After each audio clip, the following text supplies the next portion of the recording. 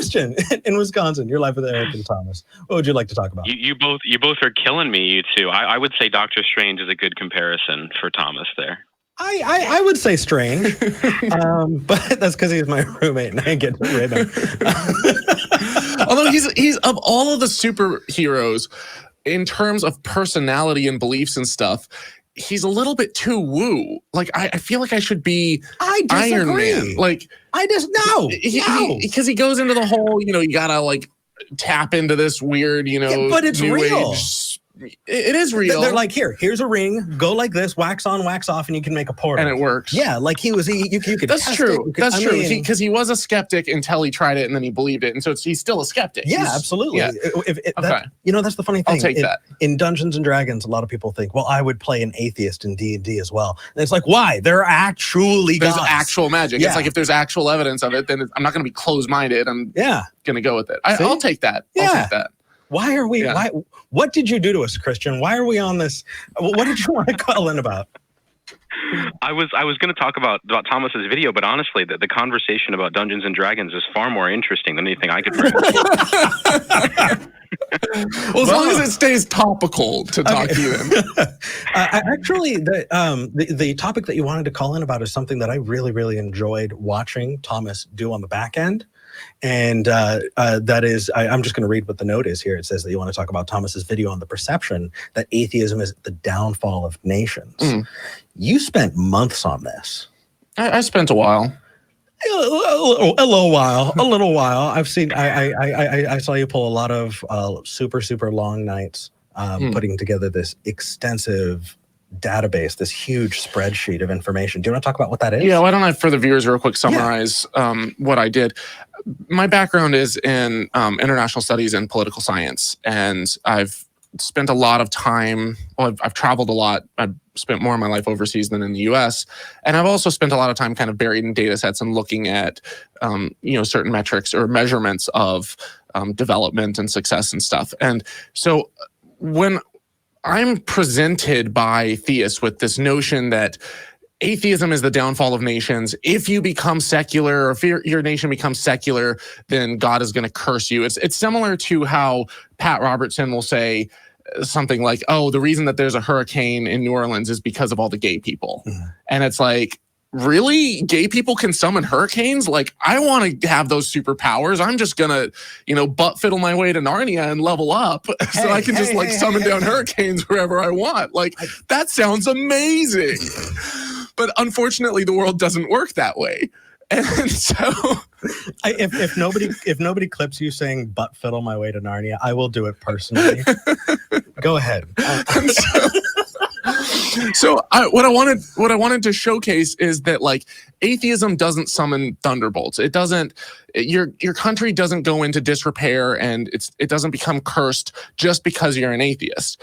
And the way that I wanted to present that was I wanted to look at 10 different metrics of success and development, things like, GDP per capita, the Gini coefficient, which is income inequality, how well is the income distributed? Is it all just in the hands of the very wealthy few at the top? And then, and I also looked at things like infant mortality rate and homicide rate, to measure violent crime and stuff like that.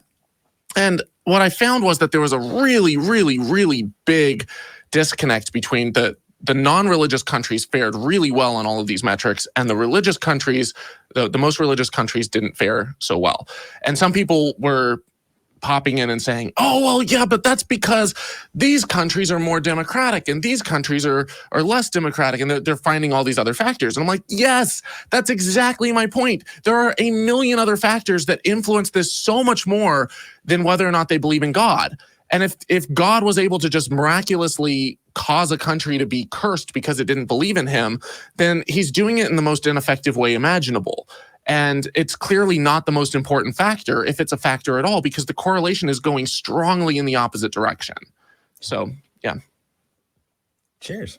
So what was it that you wanted to, now that I've kind of given a summary of what the research was, that...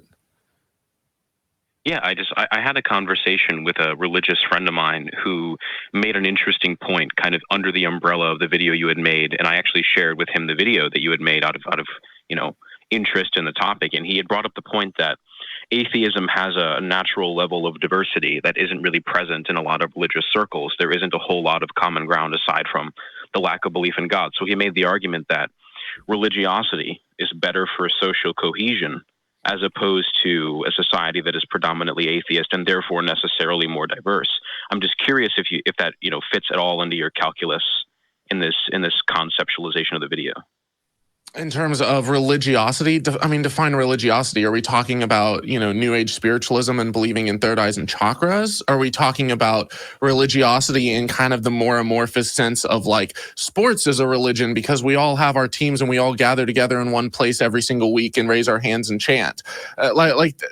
Religiosity is such a vague way of it's such a vague definition that everyone I talk to, it's a little different.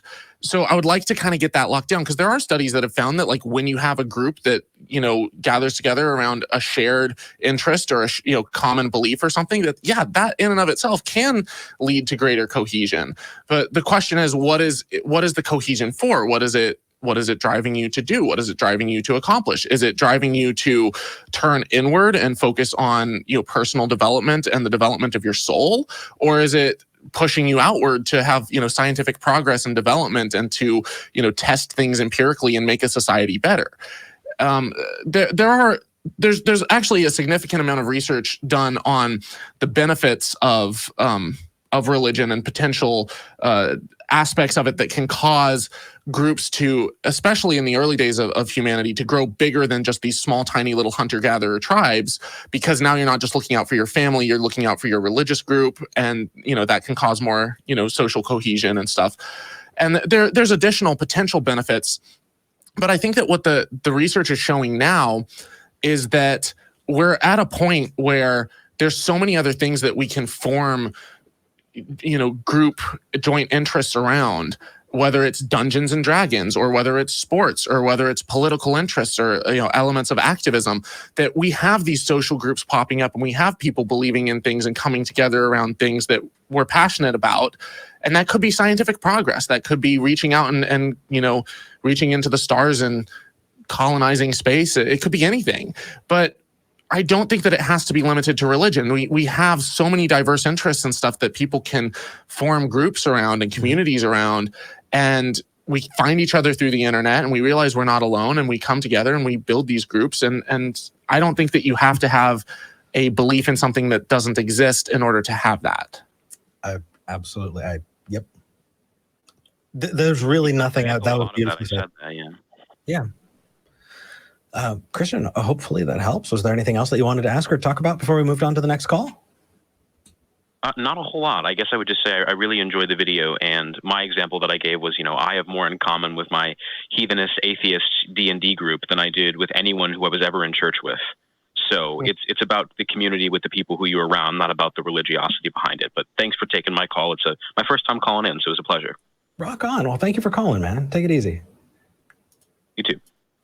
That's nice. And I do love my D&D. Actually, half of my D&D group is in the chat right now. I have never played Dungeons and Dragons, so the fact that this one call D&D has been brought up like 6 times is baffling. That makes me... but I'm part of it. I keep on, Yeah, so my DM is actually in the chat, Xcult baby. Yeah. And my character is actually a paladin and is terrified of their god. But it's interesting. It is contextual. We do live in a universe that has these properties, and when we create these fictitious ones that have different properties, it's you can still view it through a skeptical lens. You just, as long as you're using good tools, you'll still be able to come to reliable conclusions. So it's just that important. We do have a couple callers on the line, but we don't have as many as I'm comfortable with. If you want to call in, now's that time. Please, 512-991-9242. Can I couch it too? Especially if any of you believe in anything paranormal, supernatural. Yeah, that's your bag. Like anything like that. I can't promise that it's a specific area I've dedicated a lot of research to, but stuff like psychics I've delved into, palm reading, tarot cards, astrology, prophecy. Yeah, if you're a prophecy watcher, if you watch the show and you believe in prophecy, this is the guy that you want to call in and talk to. Water divination. Yeah. Also, like, if you've ever experienced like the miraculous, faith healing, miracles, the power of prayer, demon possession. Like, yeah, that's my bag. Not so much Bigfoot and like cryptozoology. I haven't really taken that avenue, but the rest of it, I'm here. Rock on, man. I'm glad you are too.